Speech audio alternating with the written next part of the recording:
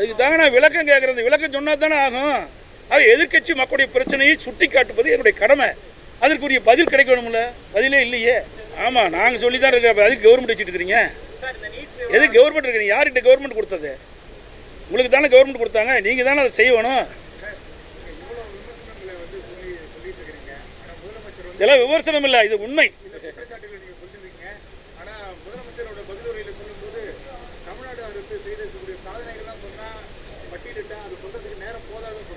நேரம் போதாது, ஏன்னா 20 நிமிஷத்தில் முடிச்சுட்டார்ல, அப்புறம் நேரம் எப்படி போகுது? நான் வந்து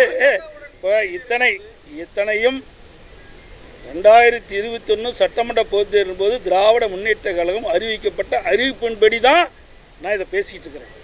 இந்த ஆட்சி அமைந்த பிறகு என்ன திட்டங்களை கொண்டாந்துருக்கிறாங்க? இந்த ஆட்சிக்கு வருவதற்கு முன்பு நான் ஏற்கனவே குறிப்பிட்டது போல அனைத்து இந்திய அண்ணா திராவிட முன்னேற்ற கழகம் ஆட்சிக்கின்ற பொழுது மக்களை கடனாளி ஆக்கி விட்டார்கள் என்று குறிப்பிட்டார்கள். இதே முதலமைச்சர் குறிப்பிட்டாங்க, அமைச்சர்லாம் குறிப்பிட்டாங்க. இன்றைக்கு ஆட்சிக்கு வந்த பிறகு இந்த 33 மாத காலத்தில் 2,47,000 கோடி கடன் வாங்கியிருக்கிறாங்க. 2,47,000 கோடி கடன் வாங்கியிருக்கிறாங்க. என்ன புதிய திட்டத்தை கொண்டு வந்தார்கள்? உங்களுக்கு அத்தனை பேருக்கும் பத்திரிகை உடன்படல, அத்தனை பேருக்கும் தெரியும். என்ன புதிய திட்டத்தை கொண்டு வந்து அதனால் மக்கள் என்ன நன்மை பெற்றுக்கிறாங்க? அனைத்து இந்திய அண்ணா திராவிட முன்னேற்ற கழகம் ஆட்சி இருக்கின்ற பொழுது இன்றைக்கு ஏழை எளிய மக்கள், அந்த குடும்பத்தில் இருந்த மாணவ மாணவி மடிக்கணி கொடுத்தோம். சும்மா 52,30,000 பேர் கொடுத்தோம். 52,30,000 பேர் கொடுத்தோம். அதுக்கு மட்டும் சுமார் 7,000 கோடி கொடுத்தோம்.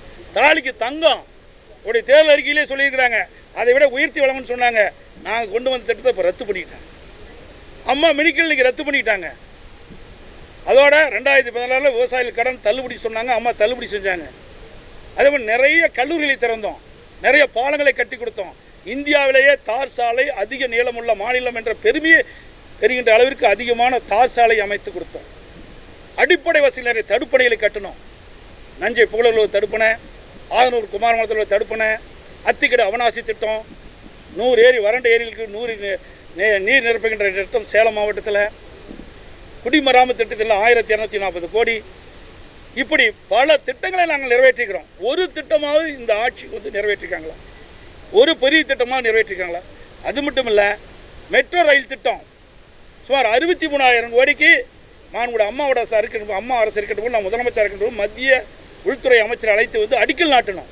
இதுவரைக்கும் இந்தியாவிலேயே ஒரே காலகட்டத்தில் ஒரு திட்டத்துக்கு 63,000 கோடிக்கு அடிக்கல் நாட்டி சரித்திரம் கிடையாது. அந்த வரலாற்றையும் அதிமுக அரசு தான் படைச்சது. அதனுடைய பணி என்னன்னு கேட்டேன். நேற்று தினம் பேசுகின்ற பொழுது மெட்ரோ ரயில் திட்டம் கட்டம் 2 ஆரம்பிக்கப்பட்டிருக்கின்றன. இந்த ஆரம்பிக்கப்பட்ட பொழுது ஆட்சி மாற்றம் ஏற்பட்ட போது திராவிட முன்னேற்ற கழக ஆட்சி வந்திருக்குது. அந்த ஆட்சிக்கு வந்த பிறகு என்னென்ன எவ்வளவு தூரம் இன்றைக்கு மெட்ரோ ரயில் பாதை அமைச்சிருக்கிறீங்க, அதற்கு செலவழித்த தொகை எவ்வளவு, மத்திய அரசிடமிருந்து எவ்வளவு தொகை வந்தது என்ற விவரங்கள்லாம் பதிலுரை தெரிவிக்கணும்னு சொன்னேன். அதையும் தெரிவிக்கல.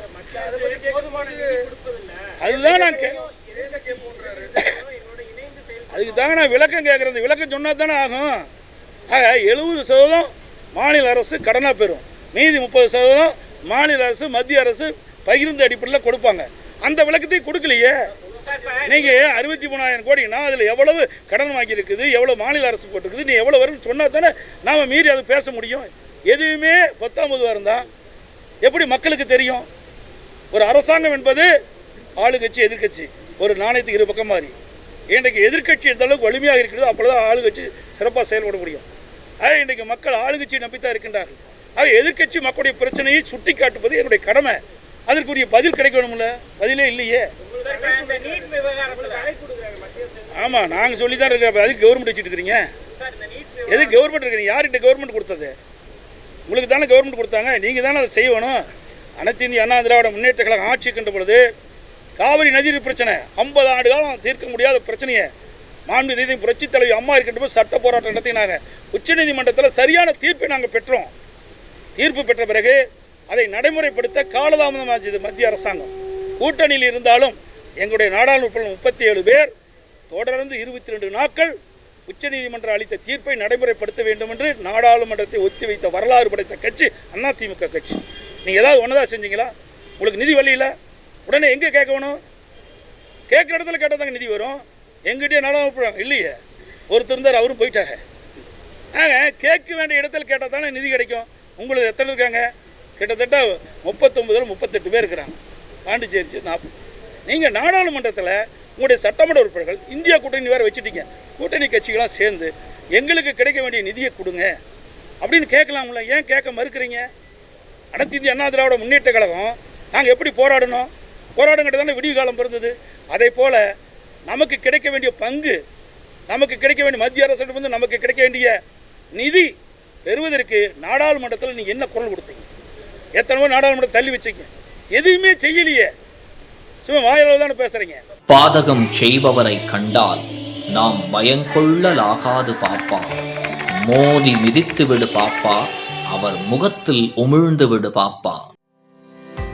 அண்மை செய்திகளை உடனுக்குடன் தெரிந்து கொள்ள இணைந்திருங்கள் இயம்நாடு தொலைக்காட்சியுடன்.